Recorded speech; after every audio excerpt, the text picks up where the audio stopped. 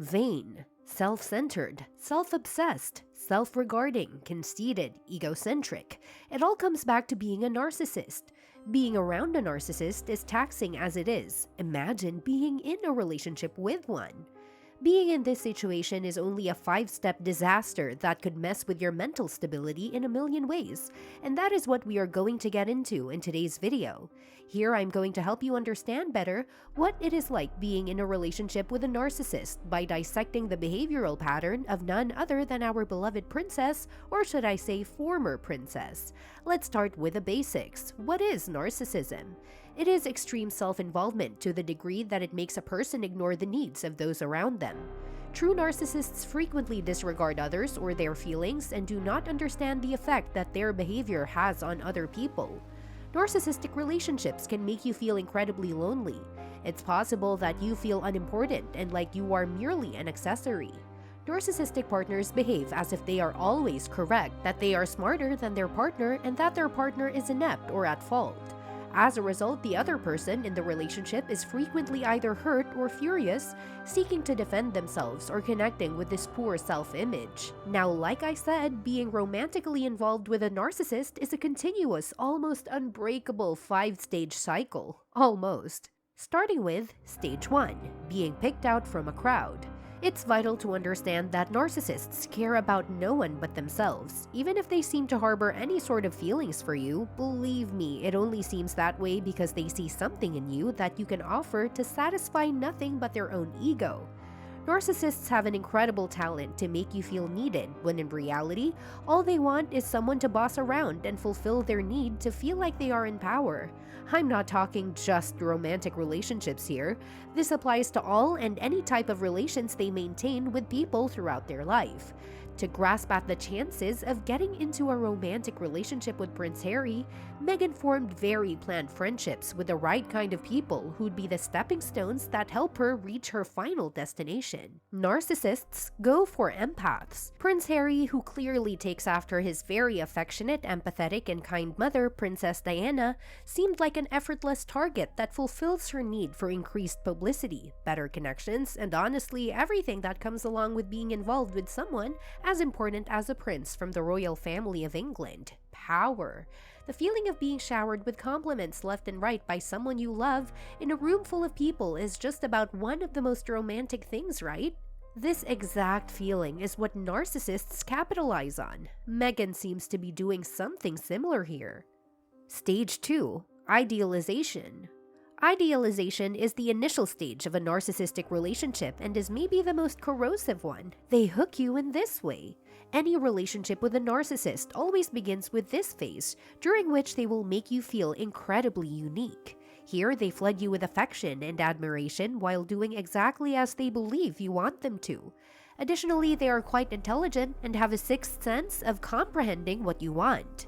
Harry, being a humanitarian taking after his mother, is a very hands-on individual. To complement this, Meghan was quick to understand that he needed someone who could adjust to all that came with it, and was just low maintenance all in all, and of course be a part of what he supports.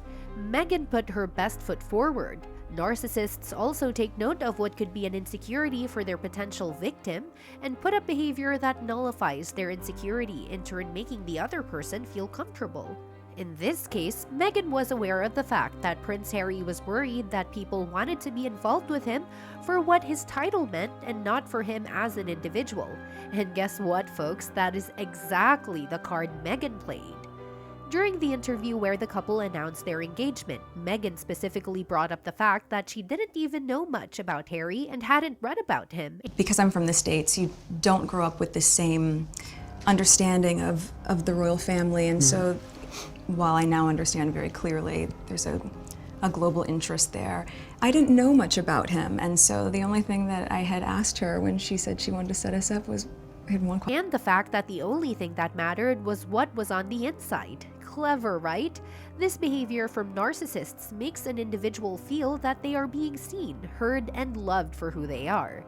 This is when the individual here, Prince Harry, starts to give back the love and adulation to the narc, playing right into what they want. Now they move on to the next stage. Stage 3, Devaluation. Once you're completely sucked in, the narcissist in your life will start to change things up and start becoming manipulative. It will start out subtly, possibly concentrating on tearing down your closest friends and family initially. They might even try to keep you apart from your loved ones. This enables them to entrap you even more deeply and removes a supportive audience for you to discuss your experiences, leaving you and you alone as your sole source of support. Divide and conquer, as the saying goes. You know where I'm going with this. Meghan played the victim card here, pointing at how the people of England were racist, how she didn't fit into his friend circle, how she had to give up her entire career, and of course, how the immediate family, the royals, don't treat her well. Now when you're in love with someone, you don't want to see them upset. And of course, Harry, being in love with Meghan, unassuming of her motives, defends her and fights for her, giving the narc exactly what she wants. This slowly becomes boring for the narc. The narcissist will gradually step up their efforts to trick you, twist and misrepresent the truth, and lie to you. They will insult you and make demands of you while depriving you of things that they first showered you with. They will also accuse, blame, shame, or threaten you. They might start making fun of you in front of other people to put you in your place, diminish your self-worth, and amplify your own power. They could turn hostile and enraged to intimidate you into compliance. This only baffles the prince or anyone that could be in his shoes because we do not expect this from someone we love, slowly turning us into people with no regard for their self-esteem, in a desperate attempt to bring back what they felt in their golden period before all things went down. On to the next stage, stage 4, discard. The narcissist is constantly considering their own interests. It might have been the fame of dating you, money, or perhaps just the chase that excited them at the beginning of your relationship. The rug you hid all those warning signs beneath will be ripped out from under you once the narcissist has sucked you dry. You are no longer the supply they require, or if you have damaged the narcissist's sense of false self in any way, you will be replaced with an upgraded model that will feed their ego rather than being dumped like an old pair of tattered socks. Although Meghan hasn't done this to Prince Harry yet being the keyword, the pattern of her behavior with her previous romantic relationships proves what I just said.